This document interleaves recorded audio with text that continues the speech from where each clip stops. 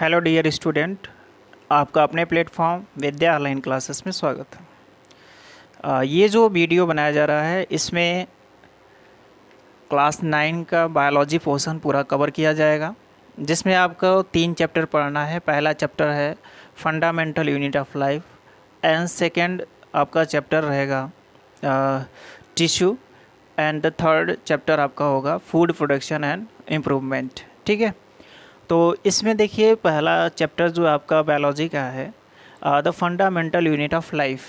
Fundamental unit of life क्यों कहा जा रहा है कि हमारे जो लाइफ है, लाइफ की जो फंडामेंटल यूनिट है वो क्या है, आपका सेल है। सभी लोग जानते हैं इसको पहले से ही, लेकिन आप लोग क्लास 9 में हो तो अभी पहली बार सुन रहे होंगे। ठीक है, जैसे हमारे घर में जो घर को बनाया जाता है तो सबसे पहले जो हमारा जो ब्रिक्स होती है, ब्रिक्स की ज़रूरत पड़ती है, मतलब ईंट की ज़रूरत पड़ती है। और ये ईंट हमारे घर की क्या होती है, बेसिक यूनिट कहा जाता है। ठीक है, ऐसे ही हमारे बॉडी जो होती है, बहुत सारे ईंट मिलते हैं, उनको जो है इस तरीके से सेट किया जाता है कि एक बहुत बड़ा सा घर बन जाता है। सेम वैसे ही जो हमारा सेल है, ये जो सेल होते हैं, सेल जब आपस में मिल जाते हैं, एग्रीगेट करते हैं, तो ये जो सेल होते हैं, सेल एग्रीगेट करके बना लेते हैं टिश्यू। क्या बना लेते हैं? टिश्यू।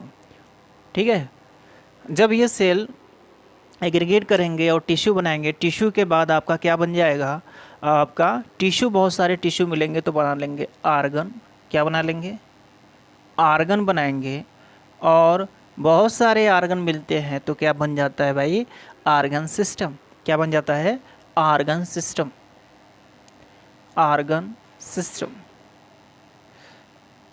जैसे बात करते हैं हमारे आर्गन की, तो स्टमक हुआ, पेनक्रियाज हुआ, ये आपका ओसोफेगस हुआ। ठीक है, और जो है इंटेस्टाइन हुआ, सब डिफरेंट डिफरेंट आर्गन्स है। बट अगर हम इसको जो है कंप्राइज कर दें, एक साथ मिला लें इनको, तो हमारा एक आर्गन सिस्टम बन जाता है, जिसको बोलते हैं डाइजेस्टिव सिस्टम। ठीक है, तो ये आर्गन सिस्टम बना। ऐसे बहुत सारे जो है आर्गन सिस्टम, लाइक द आपका हार्ट हुआ, लंग्स हुआ, ठीक है, जो रेस्पिरेटरी सिस्टम हुआ, डाइजेस्टिव सिस्टम, सर्कुलेटरी सिस्टम, ये सभी सिस्टम मिल के जो है हमारी क्या कर लेते हैं, एक बॉडी का फॉर्म कर लेते हैं। तो हमारे बॉडी को क्या कर देते हैं, फॉर्म कर देते हैं। ठीक है, ये हमारी इस तरीके से बॉडी पूरी क्या हो जाती है, तैयार हो जाती है। ठीक है, तो बात को ध्यान दीजिएगा कि इस तरीके से देखा जाए तो ये बॉडी बेसिकली बना किसका है, तो सेल का बना है। इसलिए इसको कहा जाता है फंडामेंटल यूनिट ऑफ लाइफ। क्या कहा जाता है? Fundamental unit of life. इसका मतलब ये कि जो बेसिक यूनिट है हमारे जीवन की, हमारा लाइफ की, वो क्या है, सेल है। पूरी हमारी जो बॉडी बनी होती है, किसकी बनी होती है? सेल की बनी होती है। ठीक है, अब देखिए हम लोग इस चैप्टर में क्या क्या टॉपिक्स देखने वाले हैं, उसको जो है थोड़ा सा देख लेते हैं। पहला टॉपिक हम लोग देखेंगे सेल। सेल में हम लोग जो है सेल के डेफिनेशन के बारे में जानेंगे और सेल होता क्या है उसके बारे में जानेंगे। ठीक है, सेकंड पॉइंट है आपका discovery of cell. Discovery of cell, इसका मतलब इसलिए डिस्कवरी ऑफ सेल पढ़ेंगे कि ये सेल का डिस्कवरी किसने किया था। ठीक है, किस किस रूप में किया था, इसके बारे में हम लोग जो है डिस्कवरी ऑफ सेल में पढ़ेंगे। और उसके बाद पढ़ेंगे हम लोग सेल थ्योरी। सेल थ्योरी में हम लोग जो है 2 सेल थ्योरी पढ़ेंगे, एक आपका स्लाइडर एंड स्वान की सेल थ्योरी, और एक जो होता है रोडोल्फ वेर्चो की सेल थ्योरी। ठीक है, इसमें जो है सेल थ्योरी में सेल थ्योरी इसलिए दिया गया कि क्योंकि ये सेल्स एक्चुअली आ कहाँ से रहे, इनको पता करने के लिए सेल थ्योरी आए हैं कि ये सेल आ कैसे रहे। जैसे हम बात करते हैं कि हम जब जैसे स्पर्म एंड ओवा जो है आपस में फर्टिलाइज होकर, फ्यूज होकर क्या बना लेता है आपका, एग बनाता है। एग क्या होता है, सॉरी, जाइगोट बनाता है। और ये जाइगोट क्या होता है, सिंगल सेल्ड होता है। और उसी सिंगल सेल में इतने सारे सेल डिवीज़न हो जाते हैं कि हमारा जो है एक बॉडी पूरा तैयार हो जाती है। मतलब सिंगल सेल से हमारी पूरी बॉडी तैयार हो जा रही है। ठीक है, तो इसीलिए हम लोग जो है ये सेल थ्योरी के बारे में देखेंगे कि सेल थ्योरी एक्चुअली में है क्या। उसके बाद देखेंगे classification of organism. Classification of organism में हम लोग जो है 2 बेसिस पे देखेंगे, बेसिकली जो है 2 बेसिस पे। On the basis of number of cell, on the basis of number of cell जो ऑर्गेनिज्म होते हैं उनको क्लासीफाई किया गया है किसमें, यूनिसेलुलर, किसमें, unicellular organism and multi cellular organism. Unicellular organism का मतलब देखो, यूनि का मतलब होता है वन एंड सेलुलर का मतलब होता है सेल। अगर वन सेल से मिलकर बना है तो उसको बोलेंगे यूनिसेलुलर ऑर्गेनिज्म, ठीक है। अगर जो है मल्टी का मतलब होता है मोर देन वन, तो मोर देन वन, और सेलुलर का मतलब होता है cell, more than one cell से मिलकर बना है तो उसको बोलेंगे मल्टी सेलुलर ऑर्गेनिज्म। अगर यूनिसेलुलर ऑर्गेनिज्म देखा जाए तो माइकोप्लाज्मा होता है, जिसको हम लोग पीपीएलओ भी कहते हैं, और यह जो होता है सबसे स्मॉलेस्ट सेल होती है, ठीक है। उसके बाद जो है पैरामीशियम है, और कुछ सम फंजाई, कुछ फंजाई जैसे ईस्ट है। ईस्ट क्या होता है, सिंगल सेल्ड होता है। यहाँ पे देखिए अब मल्टी सेलुलर ऑर्गेनिज्म, जो मल्टी सेलुलर ऑर्गेनिज्म होता है, ये multicellular organism more than one cell से मिलकर बना है। और इसमें हम लोग देखते हैं आप डेली लाइफ में देख रहे हो कि जैसे प्लांट है, बहुत बड़ा प्लांट है, तो उसमें बहुत सारे सेल्स होते हैं, तो आप कहेंगे जो प्लांट है, प्लांट मल्टी सेलुलर ऑर्गेनिज्म है। साथ ही साथ हम लोग एनिमल भी क्या है, मल्टी सेलुलर ऑर्गेनिज्म है। एनिमल भी क्या है, मल्टी सेलुलर ऑर्गेनिज्म है, ठीक है। और कुछ फंजाई भी है, some fungi is also the multicellular जो है ऑर्गेनिज्म, ठीक है। मल्टी सेलुलर ऑर्गेनिज्म, कुछ ऐसे फंजाई हैं जो कि मल्टी सेलुलर हैं। अब देखिए on the basis of nature of nucleus, nucleus के नेचर के बेसिस पे हम जब ऑर्गेनिज्म को क्लासीफाई करते हैं तो इसको हम लोग कहते हैं प्रोकैरियोट्स, और एक को बोलते हैं यूकैरियोट्स। ऐसे ऑर्गेनिज्म जिसमें क्या होता है, देखो हमने कहा कि नेचर ऑफ न्यूक्लियस, जब नेचर ऑफ न्यूक्लियस की बात कर रहे हैं, इसका मतलब कि वो न्यूक्लियस उसमें किस तरीके से है, उसका जो है उसका नेचर क्या है। देखिए अगर हम प्रोकैरियोट्स की बात करते हैं तो ये जो प्रोकैरियोट्स होते हैं, प्रोकैरियोट्स के में जो होता है आपका न्यूक्लियस क्या हो जाता है भाई, अब्सेंट हो जाता है। इसका मतलब कि इसमें न्यूक्लियस होता ही नहीं है। न्यूक्लियस क्या हो जाता है, अब्सेंट होता है, इसमें न्यूक्लियस नहीं होता है। जबकि हम बात करते हैं यूकैरियोटिक सेल, यूकैरियोट्स की, तो यूकैरियोट्स में जो होता है न्यूक्लियस आपका क्या हो जाता है, प्रेजेंट होता है, इसमें न्यूक्लियस होता है, ठीक है। और साथ ही साथ बात करते हैं, जब उसके सेल्स में देखेंगे ना तो उसको बोलते हैं prokaryotic cell and eukaryotic cell, मैं आपको बताऊंगा। और इसमें देखिए सेल ऑर्गेनेल्स, जितने भी सेल ऑर्गेनेल्स हैं एक्सेप्ट क्या, राइबोसोम, तो except ribosome cell organelles are all cell organelles are क्या होते हैं, ऑब्सेंट होते हैं। सेल ऑर्गेनेल्स क्या हो जाएंगे, इसमें ऑब्सेंट हो जाएंगे। जबकि इसमें तो सेल ऑर्गेनेल्स नहीं होगा, लेकिन इसमें सेल ऑर्गेनेल्स होगा, ठीक है। सभी सेल ऑर्गेनेल्स होंगे। और ये सेल ऑर्गेनेल्स होते क्या है, हम आपको जो है नेक्स्ट जो है लेक्चर में बताएंगे, ठीक है। अभी तक के लिए ये जो आपका सिलेबस है इसको आप राइट डाउन कर लीजिए कि आपको क्या क्या पढ़ना है। इसके अलावा और है तो मैं इसको आपको अभी लिख देता हूँ, ठीक है। इसको आप स्क्रीनशॉट ले लीजिए।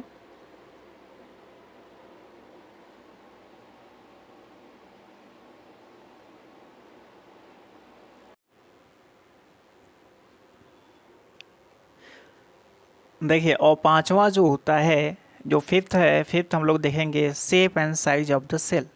सेल का शेप क्या है, साइज़ क्या है, ठीक है। Different different shape and different different size जो है सेल के देखेंगे। ये जो shape and size of the cell है कैसे वेरी कर रहे हैं, because of their functions. Different different जगह पर इसका क्या है, डिफरेंट फंक्शन है, उसके अकॉर्डिंग जो है सेल का शेप और सेल का साइज़ क्या हो जाता है, वेरी कर जाता है। बेसिकली हम जो है ह्यूमन बॉडी के सभी सेल्स के बारे में देखेंगे, कहाँ पे कैसा सेल, जैसे नर्व सेल हुआ, ठीक है, आपका स्टार लाइक दिखता है, आपका जो है फैट सेल हुआ जिसको हम लोग एडिपोसाइट्स बोलते हैं, और आपका बोन सेल हुआ, ठीक है। डिफरेंट डिफरेंट सेल्स हैं, उसके बारे में हम लोग देखेंगे। और 6 नंबर पे आता है आपका फंक्शन ऑफ सेल। सेल के क्या फंक्शंस है, देखिए सेल के जो फंक्शंस है बेसिकली ये जब हम आगे पढ़ेंगे ना, ये प्लांट सेल, एनिमल सेल्स और बैक्टीरियल सेल्स, इसमें देखिए आपके डिफरेंट कंपोनेंट्स हैं। इन्हीं कंपोनेंट्स का जो फंक्शन है ओवरऑल वही फंक्शन किसका हो जाएगा, सेल का हो जाएगा, ठीक है। जो फंक्शन आपके कंपोनेंट्स के होंगे, इन कंपोनेंट्स के जो फंक्शन होंगे वही फंक्शंस इस सेल का भी होगा, ध्यान रखिएगा। ठीक है, उसके बाद बात करते हैं types of cell. Types of cell की बात करते हैं तो ये जो सेल होता है, सेल को फर्दर कैटेगराइज किया गया है किसमें, 2 ग्रुप्स में, on the basis of cellular structure. Cellular structure के आधार पर इसको जो होता है क्लासिफाई कर दिया गया है 2 group, that is the prokaryotic cell and eukaryotic cell. Prokaryotic cell में आप देखेंगे बैक्टीरियल सेल के बारे में, और यूकैरियोटिक सेल में देखा जाएगा प्लांट सेल और एनिमल सेल के बारे में। ठीक है, अब देखिए बैक्टीरियल सेल में हम लोग क्या क्या देखेंगे। बैक्टीरियल सेल का जो देखिए बेसिकली जो हमारा सेल होता है ना, जो बेसिकली हमारा जो सेल होता है, देखिए ये आपका सेल है, तो सेल में सबसे पहले होता है सेल मेम्ब्रेन, और इसमें क्या होता है साइटोप्लाज्म। क्या होता है साइटोप्लाज्म। ये हो गया साइटोप्लाज्म,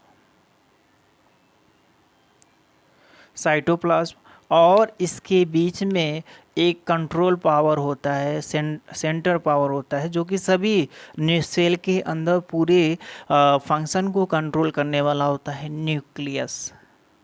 न्यूक्लियस।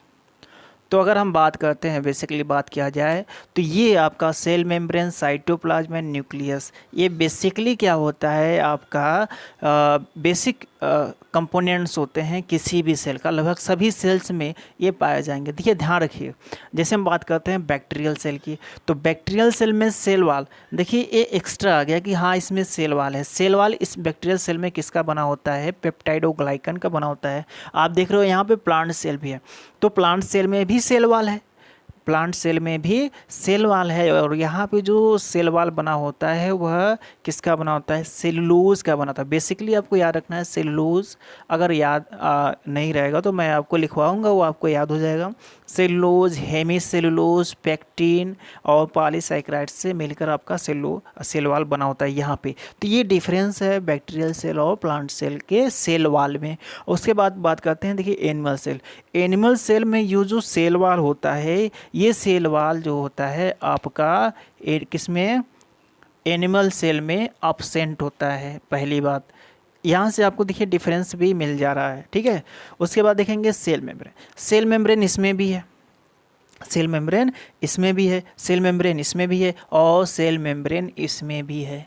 ठीक है, सेल मेम्ब्रेन क्या है, तीनों में है, बैक्टीरियल सेल में भी, प्लांट सेल में भी, एनिमल सेल में भी, लगभग फंक्शन आपका सेम रहेगा। उसके बाद बात करते हैं न्यूक्लियस।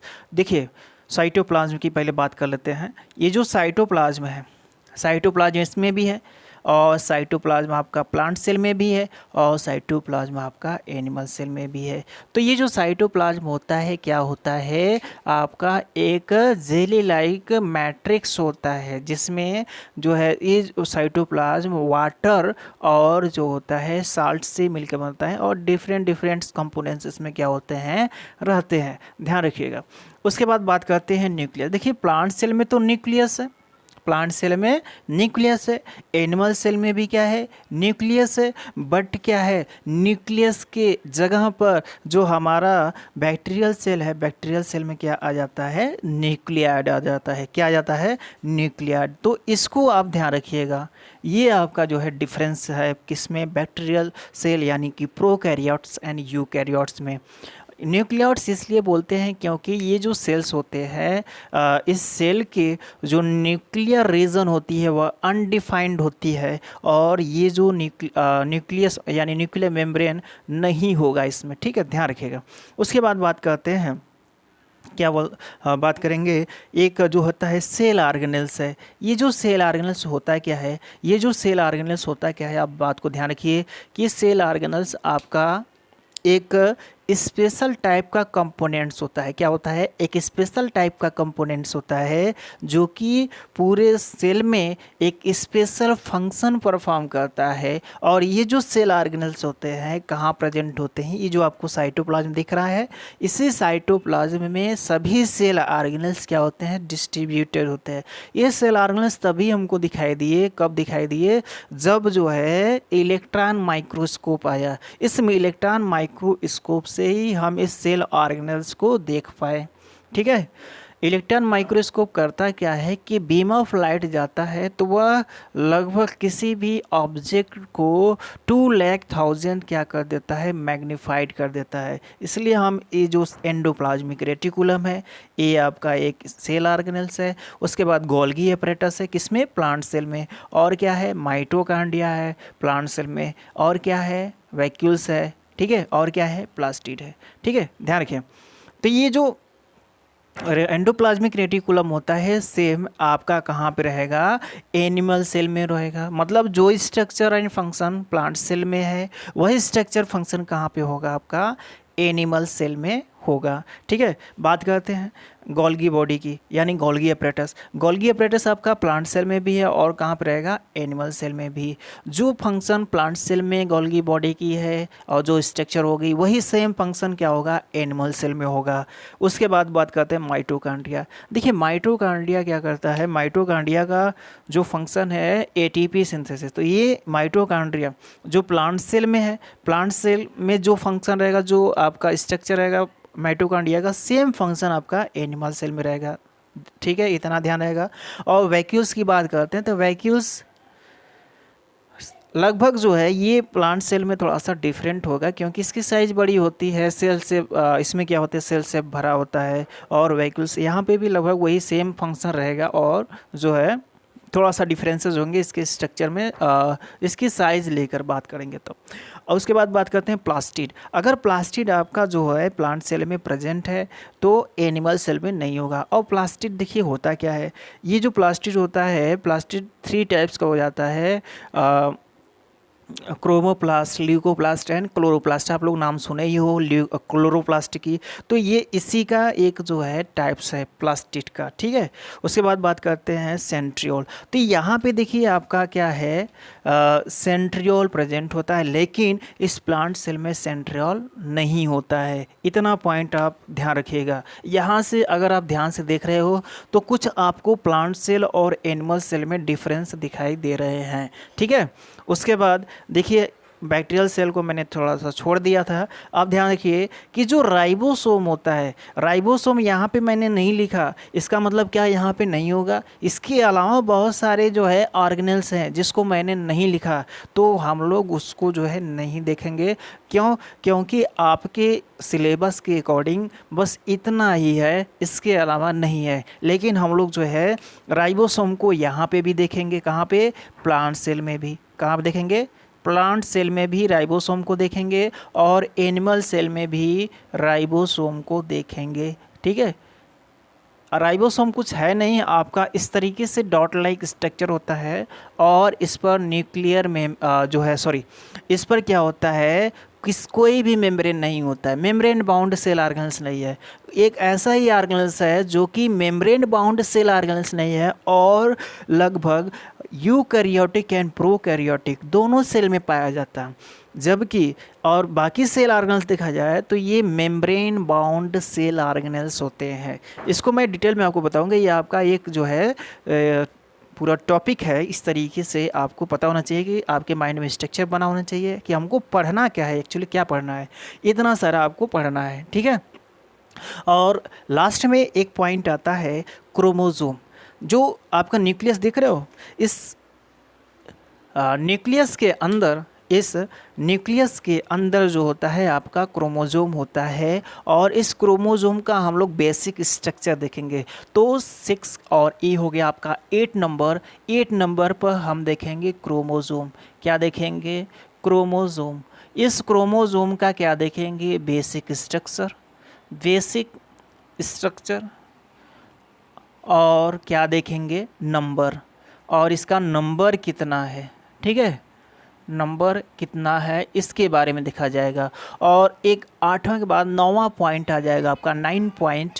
क्या हो जाएगा, 9 पॉइंट हो जाएगा सेल डिवीज़न। मतलब सेल डिवीज़न थोड़ा सा हम लोग भी देखेंगे कि सेल डिवीज़न एक्चुअली हो कैसे रहा है, प्लांट सेल में कैसे होता है, एनिमल सेल में कैसे होता है, इसके बारे में हम लोग जो है देख लेंगे। तो इतना आप जो है देख लीजिए और इसको जो है आप अपने कॉपी पर लिख लीजिए और स्क्रीनशॉट ले लीजिए ताकि आपको पता रहे कि हमको इस चैप्टर, पूरे चैप्टर में पढ़ना क्या है, ठीक है। इस पूरे चैप्टर में पढ़ना क्या है, इतना सारा आपका सिलेबस है, ठीक है।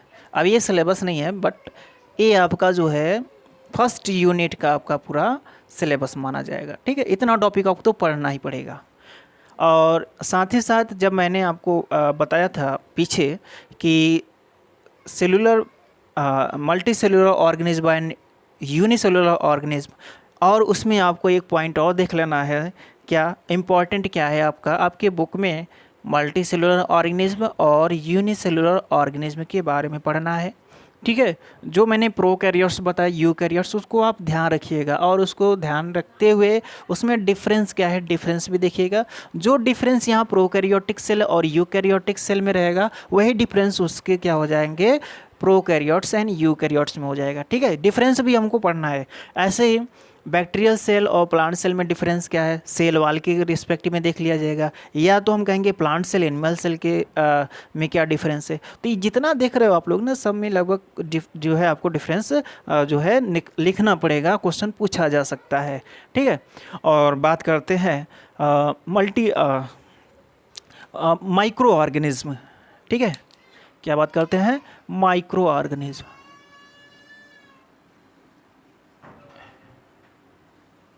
इस माइक्रो ऑर्गेनिज्म को भी हमको पढ़ना है, आपके एनसीईआरटी में दिया गया है। साथ ही साथ हमको क्या देखना है भाई बच्चों, वायरस के बारे में देखना है कि क्या वायरस क्या होता है, इसको भी देखना पड़ेगा आपको, ठीक है। थोड़ा सा ये टॉपिक पूरा कवर किया जाएगा तो आपका लगभग पूरी टॉपिक कवर हो जाएगी। अब बात करते हैं ऑस्मोसिस, डिफ्यूज़न, इसको भी आपको देखना पड़ेगा।